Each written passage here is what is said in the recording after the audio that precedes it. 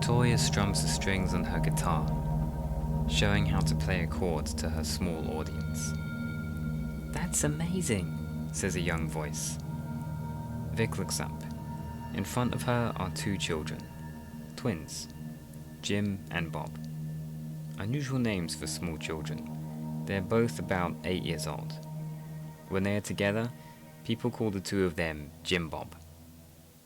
I guess the parents thought that would be funny or something, though it does have a ring to it. "Thank you, Jim," Vic says with a smile. "Play us a song," Bob asks excitedly. "All right, Bob." Vic chuckles, enjoying how excited the children are about her music. She begins strumming her chords and sings a song for her two young friends. Vic plays and begins to sing to the children. Her voice is almost as powerful as the acoustic guitar she is playing. The children are captivated. Seeing the looks of joy on the children's faces brings hope to Victoria. She feels that by having children here, there is hope for the future. Vic looks around the room as she sings. They are in an old classroom, inside the capital of the Allied communities, a school called Splendid. Around the room are old posters, timetables and things like that. Most of the desks and chairs are missing, taken away to be used as building materials. Vic sits on a single chair, while the children are sitting on a mattress on the floor. Unlike at the airport, Vic has been unable to put a band together in their new home. The Allied communities are far more strict and assign everyone to tasks that keep them busy. They have to be. They're at war with a powerful enemy. She plays out the song. "That was incredible, Vic," says one of the boys. "Thank you, Jim. That's very kind of you." "I'm not Jim. I'm Bob," the boy groans, a little annoyed. "Yeah, can't you tell by now?" says the other, sounding a little sad. Ah, crap. Sorry, guys. You both look exactly the same. The two children are identical. Both have long black hair that goes down to their cheeks and touches their foreheads. They even wear the same clothes, which doesn't help. Today they're wearing white tops with red stripes. Or maybe red tops with white stripes. What's the difference there anyway? They both look at each other, grinning, and begin to chuckle. Vic starts to chuckle too, realizing what's happened. Oh, wow. You guys tricked me again. They both look at her and keep laughing. You guys are too silly. Come on, let's go. It's lunchtime. Vic puts down her guitar, and the boys follow her out of the room to the canteen. They walk through the school and make their way to the canteen. This old school has been fortified. The AC has built a large fence around the school, reinforced with concrete. There are several watchtowers around the perimeter, which are almost always occupied. Splendid is the capital of the AC. Many trade caravans are sent out from here on horses to other settlements. Almost all the strategic war decisions are made here. On the way, Vic and the boys walk past the infirmary. Most of the wounded from the war end up here. There is a guard outside, just in case someone dies and comes back. The place is getting more and more packed these days. Inside the canteen, people are queuing for food. "Look," calls one of the boys excitedly. "Blood!" A small pool of blood is on the floor, next to a man on crutches. Apparently, he was recently shot in the leg. He stands on crutches, with a soaking bandage around his right leg, which is dripping blood onto the floor. Vic stomps over to him and gives him a stern look. Hey, you! She says, annoyed. The man turns to look at her. You need to report to the infirmary immediately. You're bleeding all over the floor, for Christ's sake. And you're scaring the children. The man's eyes look empty and droopy. He gives a deep sigh, too exhausted to argue. He limps off towards the infirmary. Vic looks to where the food rations are being served. Jessica is there, serving food to all the people. "Do you think I could get that fat if I worked in the kitchen?" says Jim, looking towards Jessica with a confused look. She's not fat, silly. She's pregnant. There's a baby in there that is going to come out soon. "Whoa, a baby?" says Bob. "I don't think I've ever seen a baby before. I heard they're cute." They are very cute. Vic says, smiling at the boys. Come on, let's go. One of the boys approaches the counter. "Food, please," he says chirpily. I've already given you your food for today. Jessica states. "No, you haven't. You gave food to Jim," he replies, trying his best to sound completely innocent. Don't lie to me, Jim. I know it's you. She says, admiring his attempt. "Aw, you can always tell," he said, annoyed. Jim storms off towards his brother. Vic looks at Jessica, confused, but also very impressed. How can you even tell the difference between those two? I can't. But I can tell when they're bluffing. She boasts and winks at Victoria. As she hands Vic her rations, Jessica clutches her belly. Ah! Vic's eyes bulge, terrified that she might actually give birth right now. Jesus, Jessica, you look like you're about to pop. Shouldn't you be lying down or something? I wish I could. Can't spare the manpower. That's what they tell me. Jessica is clearly unhappy about the situation.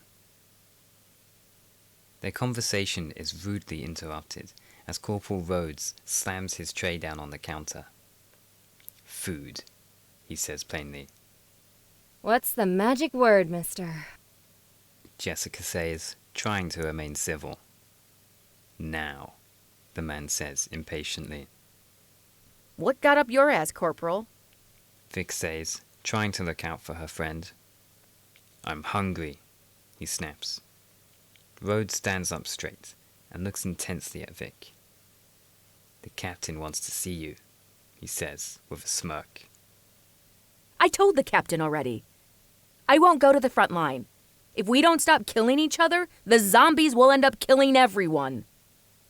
Rhodes puts his hands on his hips and raises his voice. "Nobody believes your fantasies about there being zombies south of here. Everything down there is dead." He points his finger at Vic. "In case you haven't noticed, there's a real war going on here. If the Caronites make it as far as Splendid, everyone in the entire AC is dead. So I suggest you stop thinking about just yourself, lady." A sinister grin appears on Rhodes' face. "Or would you rather us send a pregnant lady instead?" Vic slams her tray on the counter in frustration and storms towards the war room to see the captain. All the military decisions are made from this room. There are several radio operators on the radios. The big decision makers are gathered round a table with a large map outlining all our forces, bases, and enemy contacts across the front line. Vic enters the war room. You asked to see me, Captain? She says, trying to sound professional, but clearly still irritated. The captain approaches Vic, wearing a military camo uniform, as if that means anything anymore. "We just lost contact with Outpost Foxtrot. Last we heard, they were being shelled by artillery. We haven't heard from them since." The captain speaks with authority, and very directly about the situation. "That was about 30 minutes ago. I want you to lead a team and recon the situation." I can't do that, sir. I've told you before, I don't mind pulling my weight around here, but I won't kill anybody for you. The captain stands straight, with his hands behind his back, and stares at her tensely. "I thought you might say that. I also thought you should know that Outpost Foxtrot is where your friend John is stationed." Vic loses her composure as her face turns to a look of shock and concern. John is one of her few friends here at the Allied communities, and is one of the main reasons why Allied Command has agreed to keep her and Jessica away from the front line. The captain smiles at her reaction. He doesn't need to ask now if she'll be willing to go. Private Barnett and Private Williams will go with you. The captain turns to his right and waves the two men over. They salute their new leader. Pleasure to serve with you, ma'am, says Private Barnett. We'll be taking Blossom with us too, he says excitedly. That vehicle doesn't have a name, the captain snaps at the young soldier. Barnett jumps into a straight military posture. Sorry, sir, he stutters. Just going by the paint on the side, sir. Vic folds her arms and smirks at the captain. He scowls back at Victoria, clearly not appreciating the lack of professionalism that comes with giving a vehicle a name. You are to depart immediately. Dismissed. Vic quickly leads her team to the garage, concerned for John's safety, but also excited to take her Jeep for a drive. They barge through the door to the garage, and there she stands, Blossom. The same Jeep they took from the fisherman before she arrived here with John and Jessica. The name Blossom has been painted on the side of the Jeep in white paint, with a few flowers painted around the name too. Obviously, this was done without the captain's permission. A heavy gun has been mounted on the top of the Jeep. It's big, like a .50 cal. Barnett talks admiringly about the modification. That gun can tear through trees, body armor, and other vehicles. Blossom here is a real beast. He hops in the driver's seat. Vic speaks up, annoyed at the assumption that he will be driving. Excuse me? What do you think you're doing, soldier? Sorry, ma'am. Captain's orders, Barnett says, not exactly sad about the decision. Captain doesn't want you driving off with our best vehicle. Vic pauses for a moment, trying to come to terms with this. It does make sense to her. She probably wouldn't trust her either if she was the captain. You can man the gun, Barnett adds, cheering her up. Williams will man the radio in the back.